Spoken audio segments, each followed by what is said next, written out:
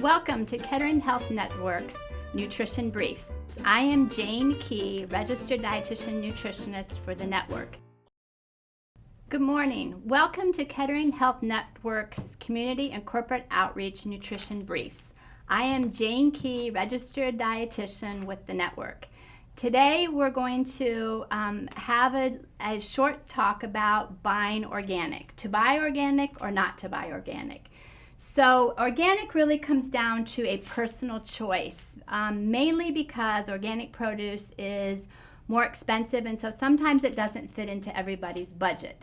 But what I'd like to do is educate you a little bit really on what organic means so that you can make an informed choice.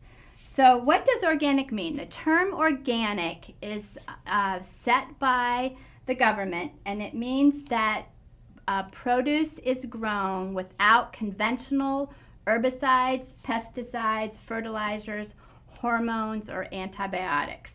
And the hormones and antibiotics obviously apply to animal sources, where the others apply to produce sources. Organic certification is difficult for a farm to achieve, but once they do, they receive the organic stamp so they can sell their produce as being organic, and or their meat products as being organic.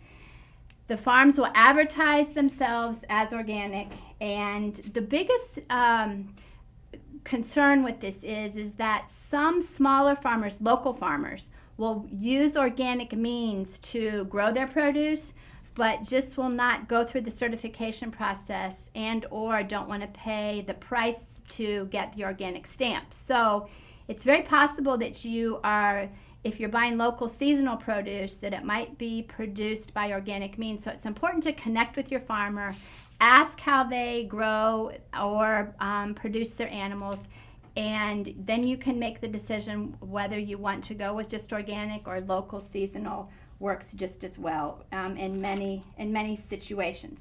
So the organic label is on usually fruits, vegetables, dairy, and meat products that are one ingredient foods.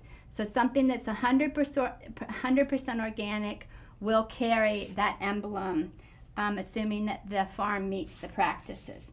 So meat that is organic contains no added hormones or antibiotics. That is in contrast to meat that is produced on larger farms, massive farms, what we call conventional farms, where the use of antibiotics and or hormones with the animals is much more prevalent. Oftentimes too, they are corn-fed, those animals, versus an organic farm is vegetarian-fed, grass-fed. The animals roam naturally like they're meant to if they were naturally occurring in nature. Then when we look at milk that's organic, the nutritional benefits of organic milk do exceed conventional milk, so that might be a choice that you would want to make. The cows are allowed to roam, eat grass, and live in their natural environment on an organic farm, versus, once again, a conventional farm that is a dairy farm that may not treat their animals so humanely and may also be giving hormones of some sort.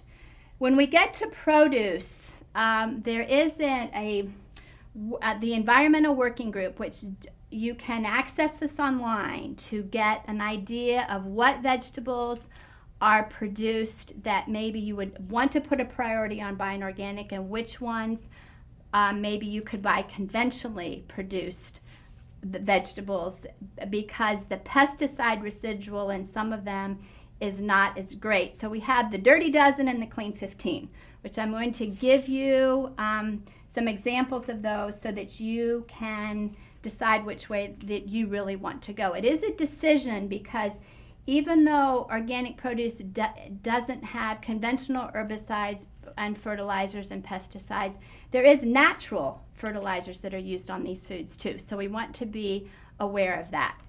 So the other thing that we're also concerned about with organic versus conventional is the carbon footprint. How far the produce has traveled. Obviously, produce that's traveled from South America and or California has traveled all this way. can lose its nutrient density, is a greater carbon footprint, not as sustainable, harder on the environment. So we're really looking for local, seasonal if possible, things that are more flavorful, fresher, more nutrient dense. So the dirty dozen, or the ones that are most likely to carry pesticide residuals when they are grown, would be apples. These are the ones that you probably want to think about buying organic if it fits in your budget. Apples would be a good thing to buy organic because of the pesticides that stick to them. Strawberries, think about how porous the strawberry is and how easily those pesticides can stick. Spinach, you would want to buy organic spinach by the nature of how spinach is grown low in the ground. Peaches, nectarines, imported grapes, the sweet bell peppers, so your red and green and yellow and orange peppers.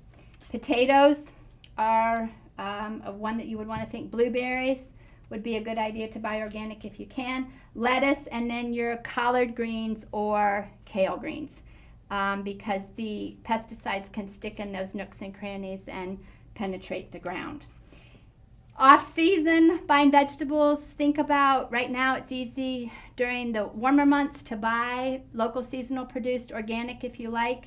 In the winter months you can buy organic frozen vegetables, you can buy conventionally frozen, but they're all very nutrient dense because frozen vegetables and fruits are picked at the height of harvest and flash frozen, so that's a really good thing to do. The clean 15, the ones that maybe you don't need to be so focused on buying organic, would be onions, corn is right here, and then pineapple, mangoes, asparagus, green peas, eggplant, so you wouldn't necessarily have to buy that organic. Cantaloupe that's produced in the United States, kiwi, cabbage, watermelon, sweet potatoes, and grapefruit and mushrooms. So that's the clean 15. And you can access both the Dirty Dozen and the Clean 15 on the internet, looking up the Environmental Working Group, and you'll be able to remind yourself of which ones are preferable to buy organic or non-organic. The other thing that is of utmost importance, no matter if you're buying organic produce or conventionally produced produce or local seasonal, is food safety is key. Washing your fruits and vegetables very well under running water so that any of the dirt, the pathogens, and or pesticides can run off in the running water. So clean running water is the key to practicing food safety. So I thank you for your attention.